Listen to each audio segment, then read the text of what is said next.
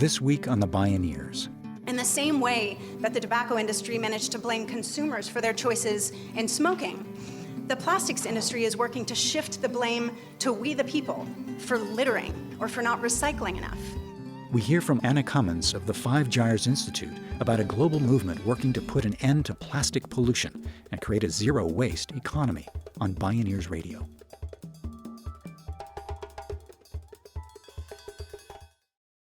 Life magazine celebrated the glorious coming of age of plastics in a 1955 article cheerfully titled "Throwaway Living." The magazine's glossy imagery is painfully ironic from a 21st century perspective. Picture a smiling family gazing skyward with arms joyfully outstretched as plastic plates, fake flowers, and diapers float around them like dreams coming true. The caption reads, "In this picture, the objects flying around would normally take 40 hours to clean, except no housewife need bother because it's all designed to be thrown away." Plastic fantastic, a single-use, disposable consumer culture by design. It was the realization of post-war goals set by government and industry to create, in the words of a White House economist at the time, the need for ever-increasing consumption so that the U.S. might ensure its ongoing prosperity. Today, some scientists are suggesting that plastics comprise a new geologic age, where future archaeologists will find an Earth coated with a geological layer of plastic. Call it the cellophane prophecy, the time when Earth shall be shrink-wrapped.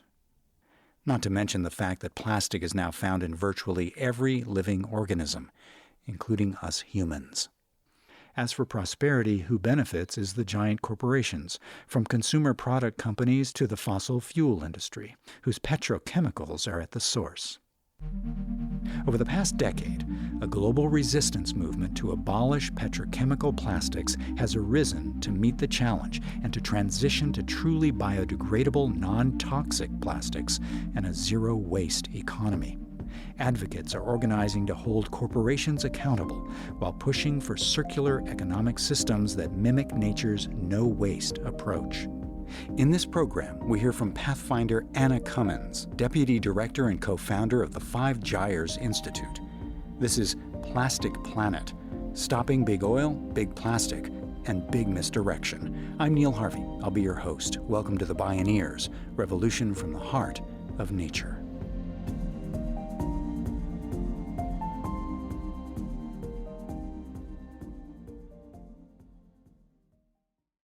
I want to start by focusing on one word.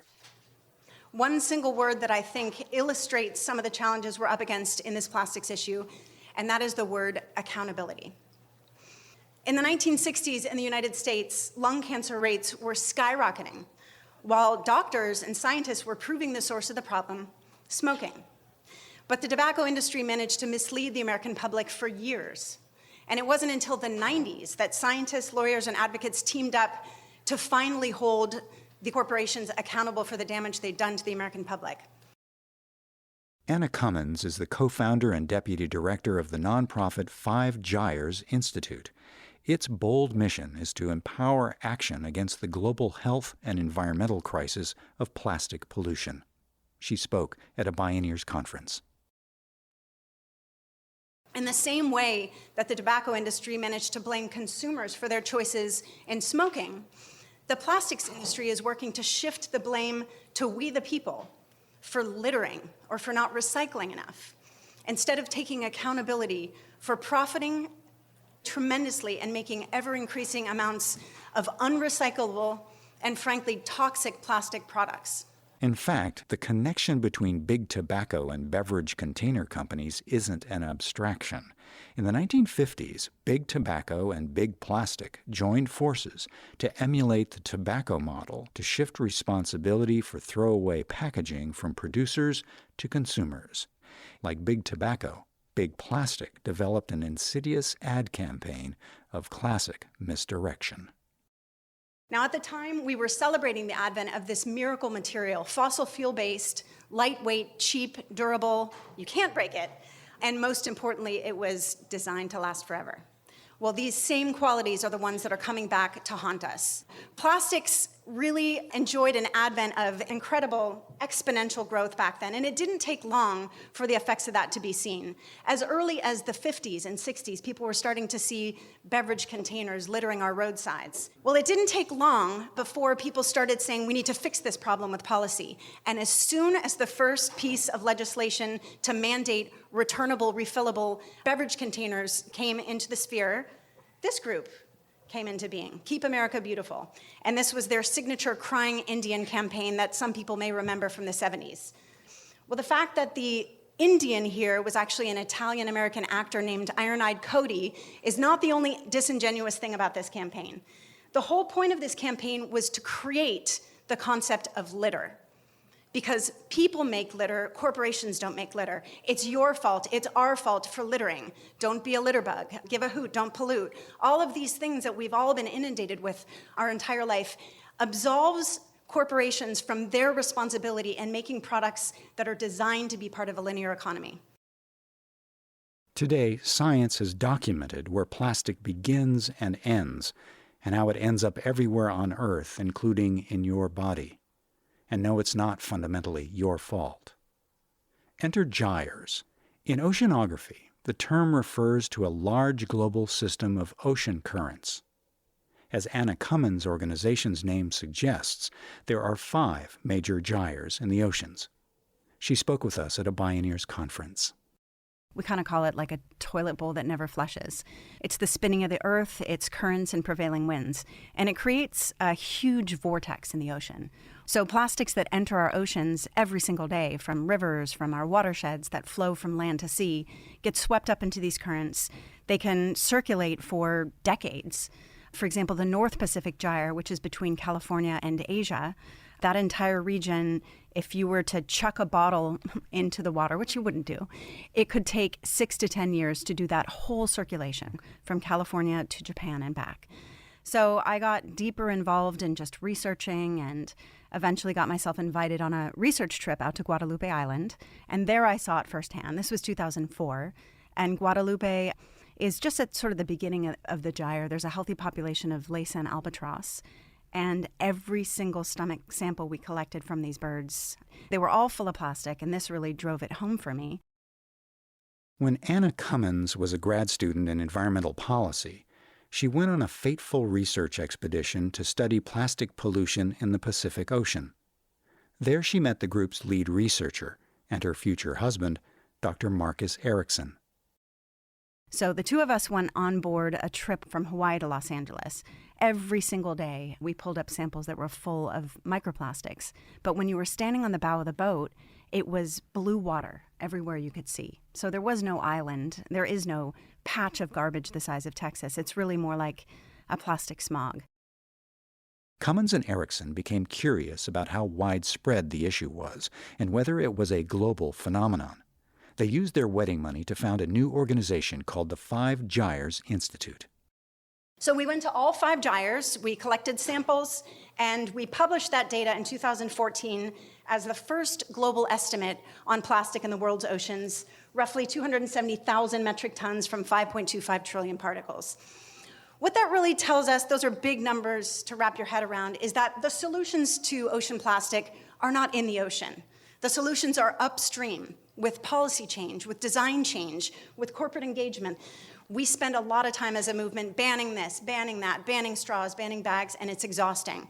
We wanted to look at what are the problem products, and can we start to not look at the top problem products only, but also the brands associated with that. So that was the basis for doing the ban list, coming up with a list of the top 20 products that have no place in a zero-waste society, and then looking at who are the brands responsible. Those brands and their parent companies are identified through brand audits. In 2016, Filipino activists in Manila came up with the idea to combine beach cleanups with a careful cataloging of the brands and package types for each piece of waste collected. It was on-the-ground evidence gathering. The tactic soon spread from the Philippines to other countries in Asia and around the world. In 2018, member groups of the #BreakFreeFromPlastic movement conducted brand audits in over 50 countries in Asia, Africa, the Americas, and Europe. The results? Coca-Cola, Nestle, and PepsiCo were the world's top 3 plastic polluters.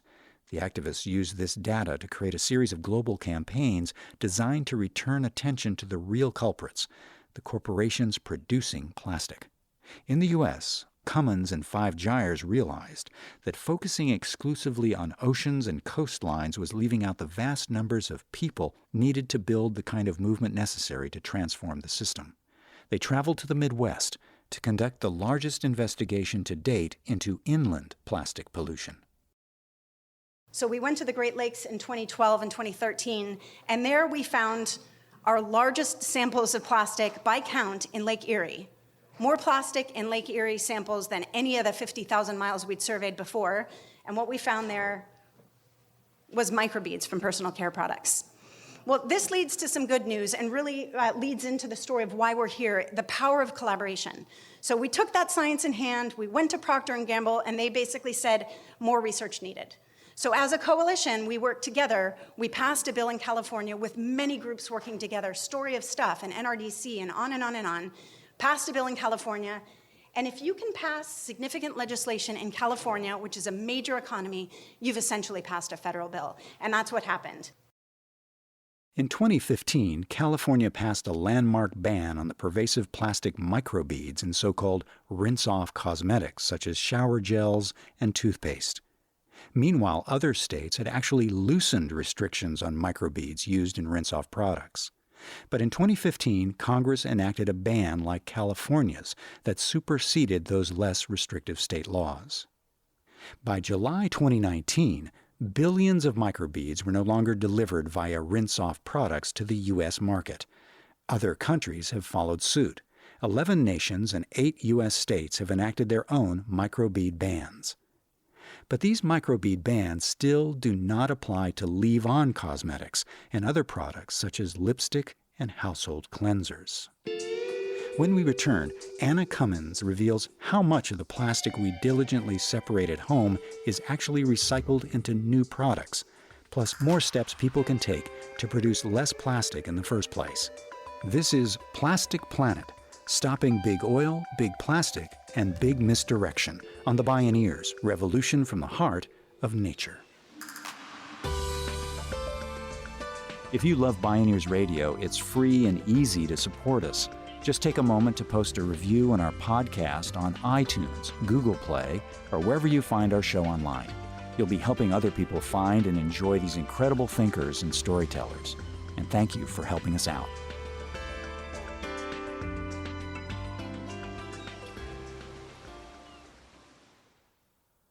You can explore more Bioneers radio programs, podcasts, and videos online at Bioneers.org. For information on attending the National Bioneers Conference and Bioneers events in your area, please visit Bioneers.org or call 1-877-BIONEER. Reduce, reuse, recycle. With an emphasis on recycle.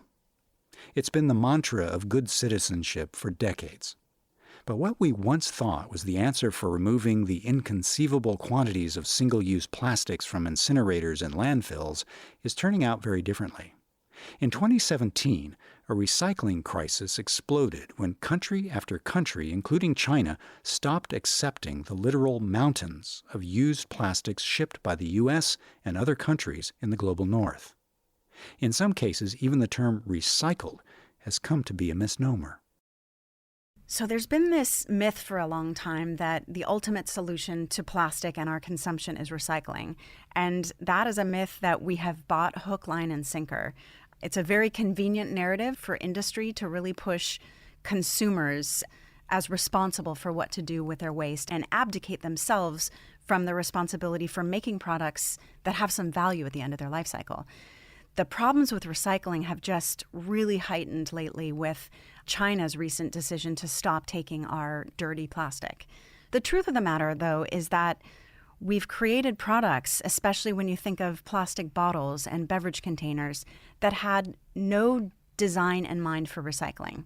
We've gotten really, really good at making tons and tons of cheap plastic water bottles, but we have not gotten good at how do we recover and how do we quote unquote recycle those products. The vast majority go to landfill or escape in the environment.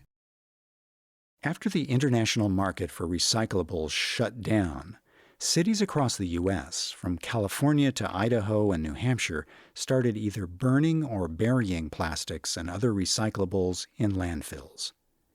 This manufactured throwaway economy has long since busted past its expiration date. Now we're in overtime to close the loop, ASAP. One way to do that is to change the rules.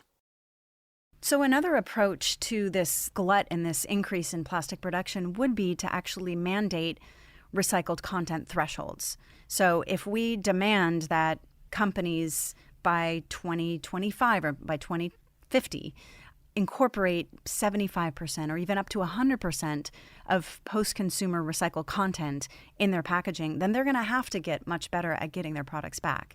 So that's an example of producer responsibility where you're really mandating that companies innovate their packaging. And that would also reduce the artificial cost of virgin plastics. Virgin fossil fuels and virgin plastics are artificially cheap because no one's paying for those externalities.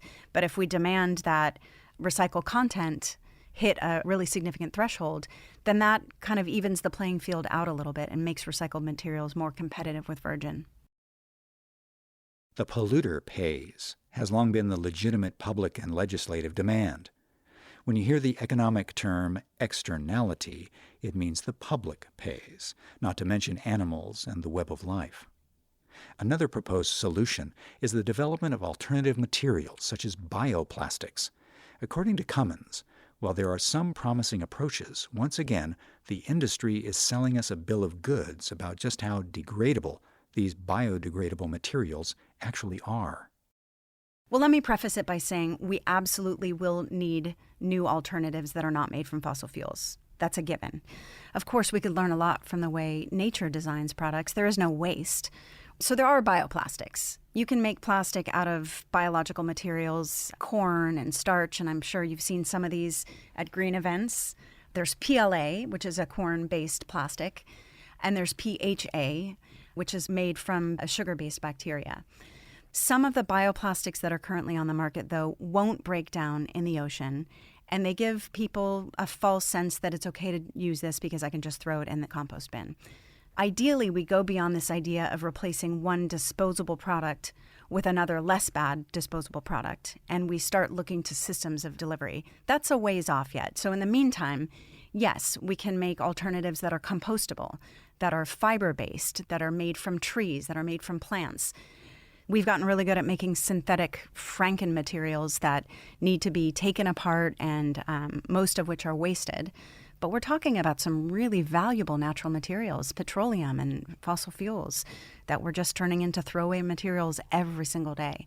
So it's a crazy system when you think about it. And I think part of the reason we're having this explosion of interest is that the externalities, the impacts, and the pollution from that flawed system are really catching up with us big time. So what to do? First, we have to really know what we're up against. According to the World Economic Forum in 2014, companies manufactured a mammoth 311 million metric tons of plastic. Picture 800 Empire State Buildings. And just 2% of that is recycled in a closed-loop fashion. Now toss in some twists of fate. The technological breakthrough of fracking in 2008 created a vast surplus of natural gas, driving down the price of oil. At the same time, the onset of climate change and competitive costs of renewable energy made the steady market decline of fossil fuels inevitable.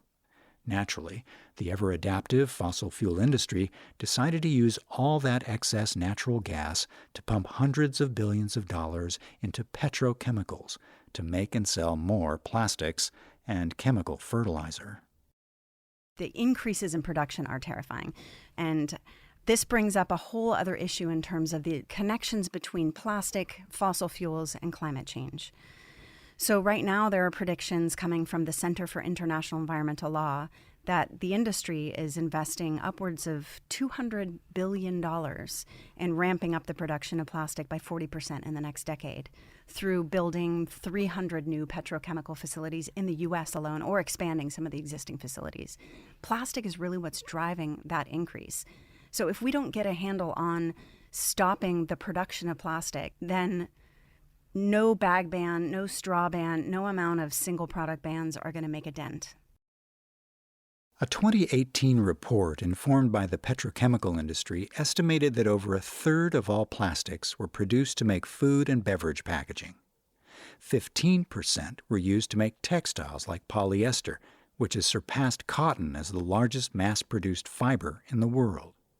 In the face of these powerful forces, what would success look like in 10 to 15 years to move society toward a circular economy that ultimately produces zero waste? We shut down the expansion and the building of new petrochemical plants in the U.S. and stop making so much plastic. There's no reason we should be drilling for new sources of materials to make more plastic. So that would be a huge success, that we get away from fossil fuel-based materials, period, which we need to do not just for packaging, but we need to do for our transportation and for so many of the things that we do, and move to renewable sources of energy. There's a lot of talk of going out to the ocean to clean up plastics. My husband has been working on a lot of research with ocean modelers and showing that it gets kicked back out and it washes back up on shorelines, it sinks to the seafloor, it gets eaten by fish and sequestered in fecal pellets. So it doesn't stay in the ocean. If we could actually stop the amount of plastic flowing to sea, we could see a huge difference in our ocean environment. One part of the solution to protecting the ocean is to get serious about moving to a circular economy. According to the Ellen MacArthur Foundation, which has been promoting and researching this model for many years, quote, a circular economy is based on the principles of designing out waste and pollution, keeping products and materials in use, and regenerating natural systems, unquote. So how would nature run a manufacturing economy? In nature, there is no such thing as waste. Everything is someone's lunch of food or energy, and it starts from the bottom up. Using circular economic principles, some cities are moving forward by enacting zero-waste policies. We're seeing some really, really encouraging results from some of our partners in Southeast Asia working on community-based participation in zero waste. We have a partnership with some groups, the Global Alliance of Incinerator Alternatives, Gaia, the Mother Earth Foundation, but they're really scaling up some of these zero waste techniques in cities and getting huge reductions in the amount of plastic that's either going to landfill or escaping out into the environment. And it's a good counter to this idea that we should burn plastic to produce energy. Anna Cummins and 5 Gyres are supporting one U.S. city in charting a path towards zero waste by identifying hotspots of plastic pollution and figuring out how that pollution arrived there. So looking not just at shoreline and sea surface, but inland and airborne and rivers to get a sense for where are the priority problems in a city, and then how can we translate that into policy. We've been doing something like that here in San Francisco through a 2-year project called the San Francisco Microplastics Project, looking at sediment, sea surface, biota, looking at fish stomachs to find out what are all the primary problems with microplastics in the San Francisco Bay, and then how can we use that data to inform solutions at the city level.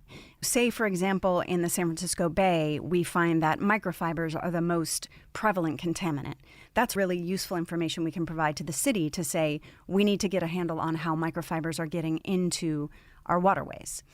You know, there's no one single solution to this issue. We're going to need to change textiles. We're going to need to change our washing machine infrastructure to actually filter out these microfibers. But that's just one example of how we can use data to drive upstream solutions and figure out where the policy approaches are going to be most effective. In other words, it's all connected. One harbinger of this solve-the-whole-problem approach is visible in the strategic collaborations among diverse groups and movements, intersectional alliances among environmental, scientific, and advocacy groups which all hold a piece of the puzzle. From a systems viewpoint, one fact is crystal clear. The same 50 companies worldwide responsible for the massive carbon emissions causing the climate emergency are responsible for the plastic pollution damaging the health of people and nature, on whose health our human health depends. So many groups are mapping out what's called a just transition off fossil fuels entirely, which is both inevitable and imperative. I went to a meeting that was a coming together of plastic pollution groups who work on more consumer-facing and environmental justice groups that work on toxics issues and fracking and things like that. And it was an incredible coming together where we realized that there are all these connections, there are all these synergies, and that we're ultimately all fighting for a just transition off of fossil fuels. We're seeing the movement becoming much more organized and starting to engage in more intersectional collaboration. So connecting with the fracking movement, connecting with the justice movement, really looking at how plastic is really not just about downstream impacts, plastic getting into fish and us eating fish, but it is an entire pipeline, and there are potential human health impacts along that whole pipeline. It's all connected, and we're all connected. In nature, the surest way to heal an ecosystem is to connect it to more of itself. As this movement of movements gets more connected to itself, Anna Cummins is showing how we can heal both nature and ourselves. Plastic Planet, stopping big oil, big plastic, and big misdirection.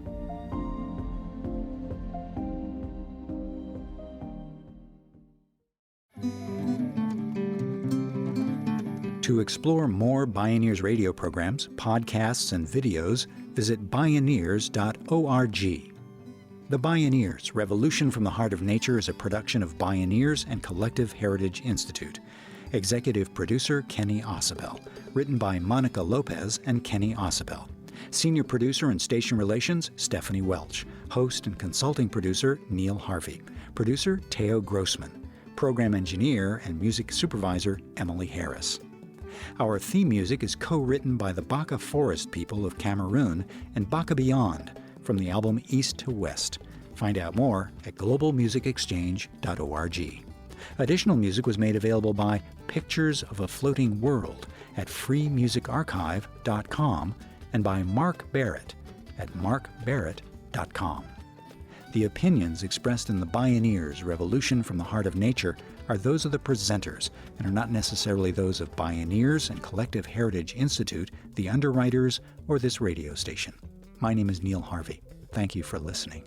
This is program number 0718.